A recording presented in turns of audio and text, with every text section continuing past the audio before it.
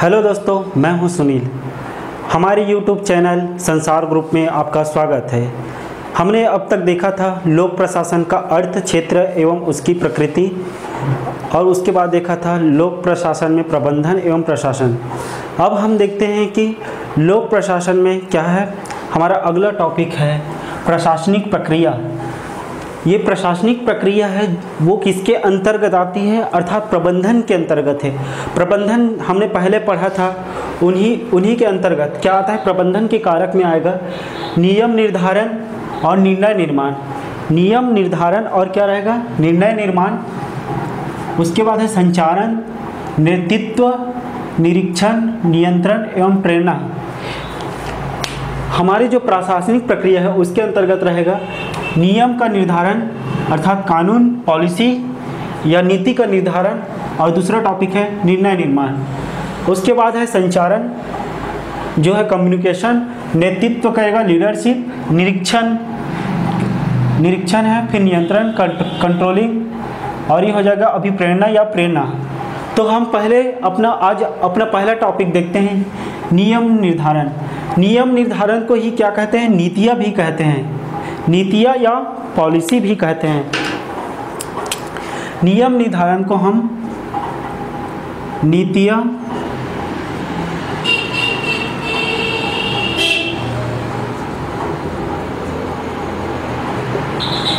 या पॉलिसी भी कहते हैं। नीतियाँ या पॉलिसी। तो ये नीतियाँ क्या होती है। नीतियाँ या फिर नियम ऐसा प्रमाणिक मार्गदर्शक है।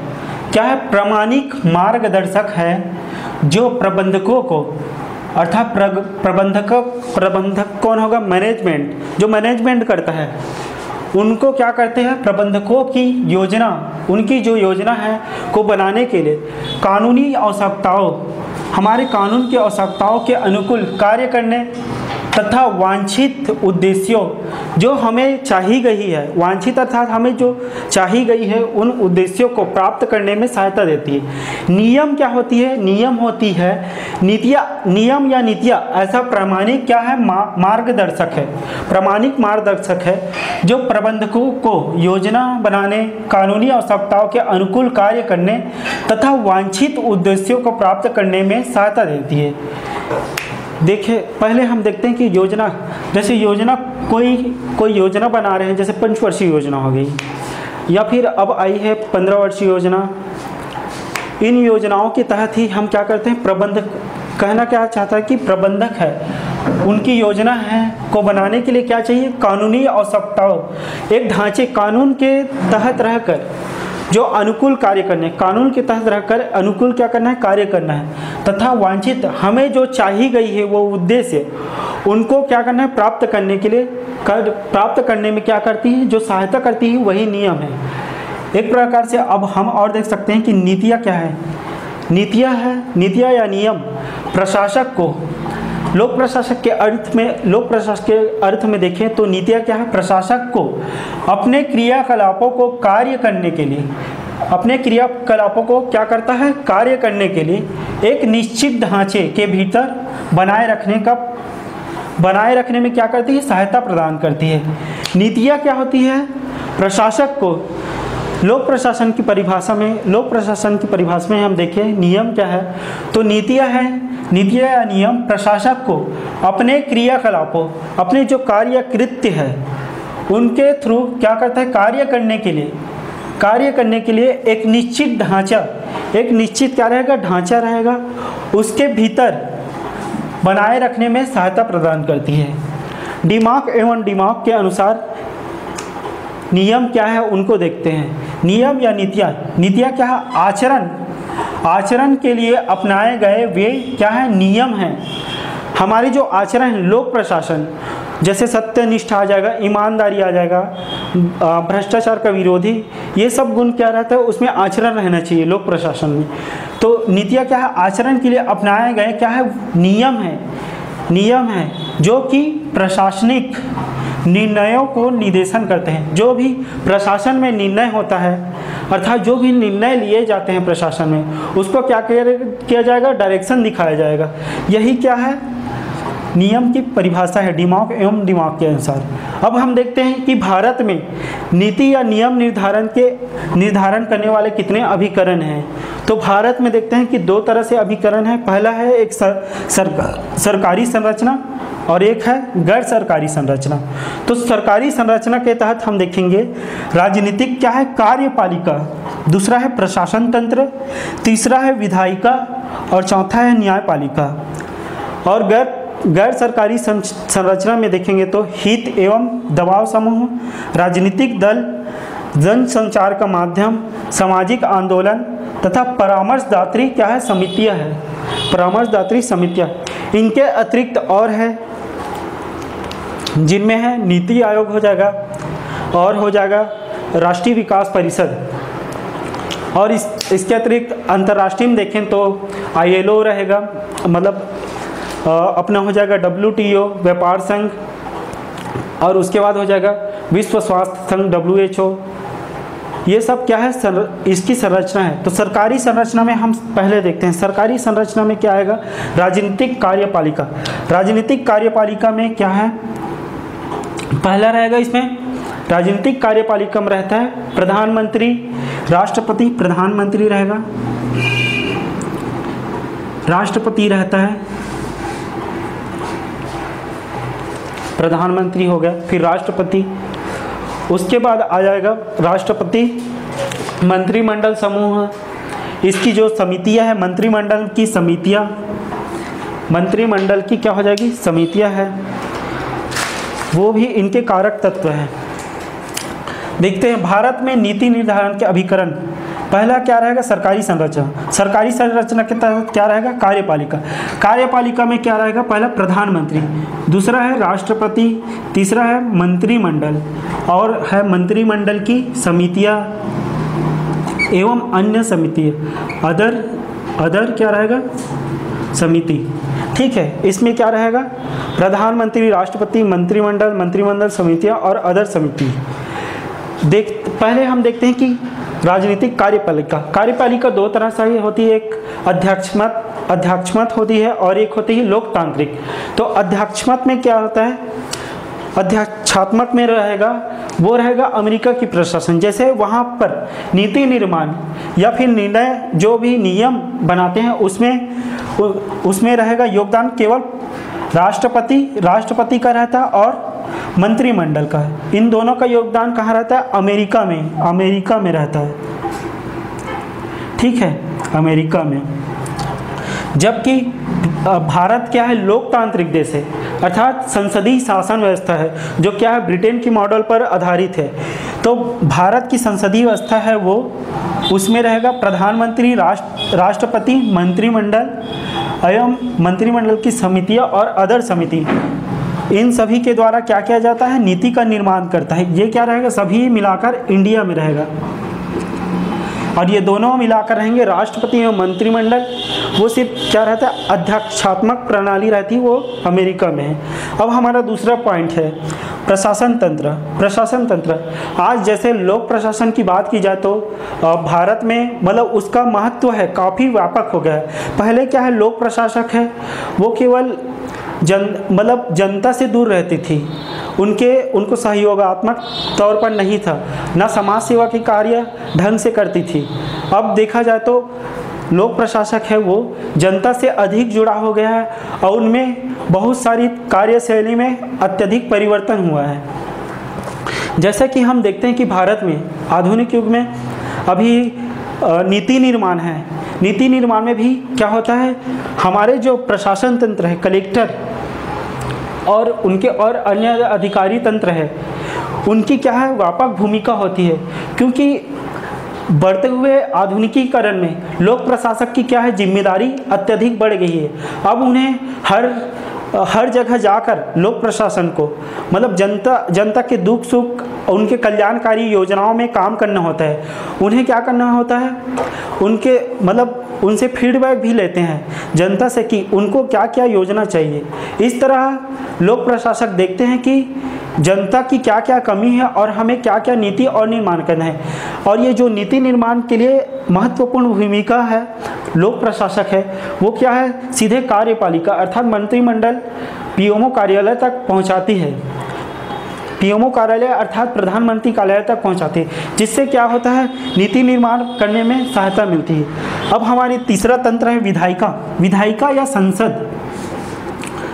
संसद क्या है? संसद एक तरह से हमारे द्वारा, संसद है हमारे द्वारा, जैसे अभी लोकसभा चुनाव होगा, हमारे द्वारा जो चुना गया वो क्या होता है, नेता होता है, वही क्या है, सांसद के तौर पर कार्य करती है।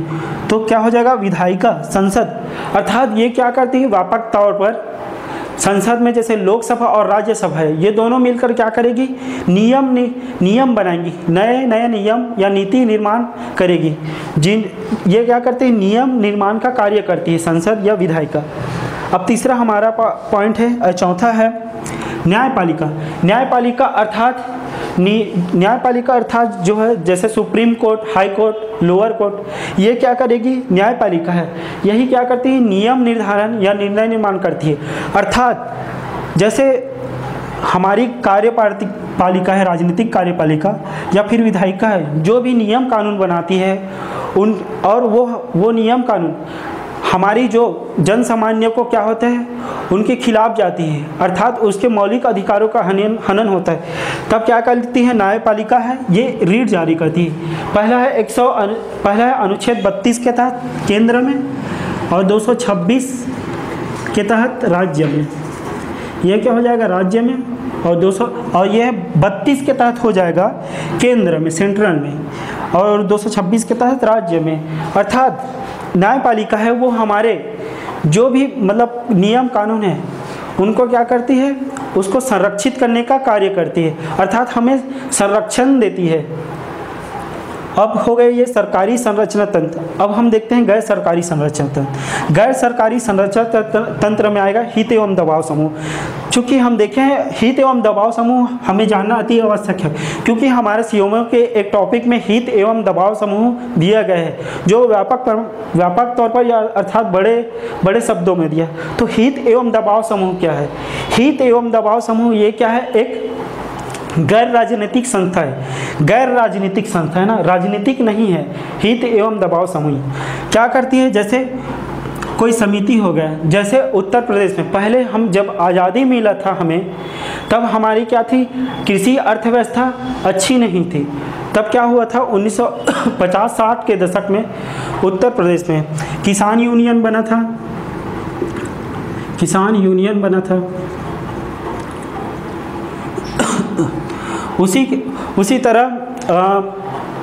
उसी तरह मध्य प्रदेश में भी शरद जोशी के नेतृत्व में भी एक यूनियन कार्य कर रही थी, जो क्या थी, मतलब किसानों के ऊपर देखभाल के लिए, मतलब जो भी नियम कानून है वो किसानों या कृषि के तहत है कि नहीं है। हम देखते हैं कि हित एवं दबाव समूह भारत में है। हित एवं दबाव समूह 3 तरीकों से कार्य करती है। पहला पूंजीपति वर्ग,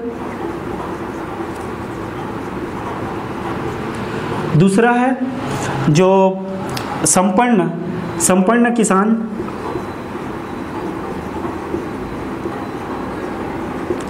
तथा तीसरा है नौकरशाही। अर्थात जैसे पूंजीपति वर्ग है, इन लोग क्या करेंगे, डायरेक्ट, मतलब जैसे भारत में क्या है, किसान और उद्योग दोनों में काफ़ी असमानता पाई जाती है। तो पूंजीपति वर्ग लोग अपने उद्योगों के लिए क्या करेंगे, नियम जो भी कानून है उसके लिए दबाव बनाएंगे। अर्थात वो क्या करेंगे, राजनेता अर्थात राजनीति, मतलब नेताओं के पास जैसे कार्यपालिका है उन पर क्या करेंगे, दबाव बनाएंगे। यही क्या कार्य है, हित एवं दबाव समूह का कार्य है। जबकि संपन्न किसान क्या करेंगे, ये है अपनी मांग के लिए, कृषक कार्य के लिए, जो भी आवश्यकता है कृषि के लिए, उनके लिए ये क्या करती है, राजनीतिक कार्यपालिकाओं पर क्या करती है, दबाव बनाती है। तीसरा है नौकरशाही व्यवस्था। नौकरशाही व्यवस्था एक सामूहिक रहती है, जिसके तहत यह क्या करती है, हित एवं दबाव समूह के तहत कार्य करती है। अब हम आ जाते हैं ये तीनों क्या है, पूंजीपति वर्ग, संपन्न किसान एवं नौकरशाही, ये तीनों मिलकर क्या करती है, हित एवं दबाव समूह है जो नियम निर्धारण में कार्य करती है। अब हमारा अगला पॉइंट है राजनीतिक दल। अनेक राजनीतिक दल है, जैसे कांग्रेस हो गया, समाजवादी पार्टी, एक विपक्ष के तौर पर क्या करती, कार्य करती है। जैसे राजनीतिक दल हो गया कांग्रेस। कांग्रेस के समय में हमारे द्वारा आई थी गरीबी हटाओ देश बचाओ वाला नारा आया था, और इंदिरा गांधी सरकार द्वारा ही बहुत से महत्वपूर्ण कार्य किए गए थे। वैसे ही जैसे अब देखते हैं भाजपा है राजनीतिक दल, उनके द्वारा भी नियम निर्धारण अर्थात नीति निर्माण में बहुत सारे कार्य किए गए थे। जैसे परमाणु परीक्षण हुआ था, और कांग्रेस के समय में ही जैसे 1991 में जैसे एलपीजी आया था। ये सब क्या है, राजनीतिक दल के द्वारा ही क्या करते हैं, कार्य करते हैं। अब हमारा तीसरा पॉइंट है जनसंचार का माध्यम। जनसंचार अर्थात मीडिया समूह की इसमें काफ़ी व्यापक भूमिका होती है। जैसे आज मीडिया का क्या हो गया, योगदान काफ़ी बढ़ गया है।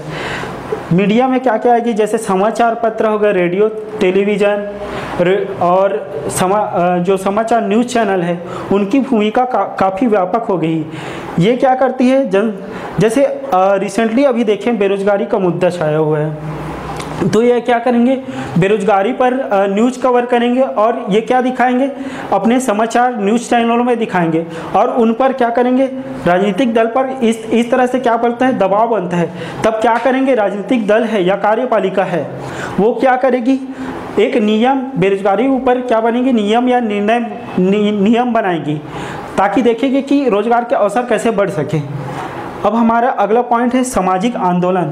सामाजिक आंदोलन बहुत से ऐसे आंदोलन हुए हैं, जैसे चिपका आंदोलन हुआ है, जनजातीय आंदोलन, और समाज कल्याण के लिए और अनेक आंदोलन हुए। हाल के वर्षों में आपने ही देखा है कि पृथक वर्ग है जिसने अपने हित के लिए अलग अलग क्या किए हैं, आंदोलन किए हैं, मतलब अपने समाज में कार्य करने के लिए, जिनसे क्या करती है सरकारों, ये आंदोलन करती है, सामाजिक आंदोलन, वो डायरेक्ट रूप से सरकार तक जाती है। तो इनके लिए क्या करती है सरकार है, नियम का निर्धारण करती है। अब है परामर्शदात्री संस्था, परामर्शदात्री समितियां हैं जो क्या करती, परामर्श देती हैं। जैसे 1991 में हम क्या गए थे, WTO के पास गए थे, उन्होंने हमें एक परामर्श दिया था कि LPG की नीति लाओ, तब हम आपको क्या देंगे, लोन देंगे।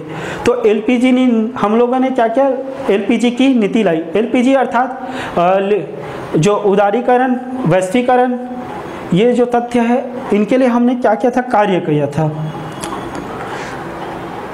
और परामर्शदात्री समितियां हैं, जैसे परामर्शदात्री समितियों में क्या आ जाएगा, अंतर्राष्ट्रीय समितियां, WHO हो जाएगा, वर्ल्ड हेल्थ ऑर्गेनाइजेशन।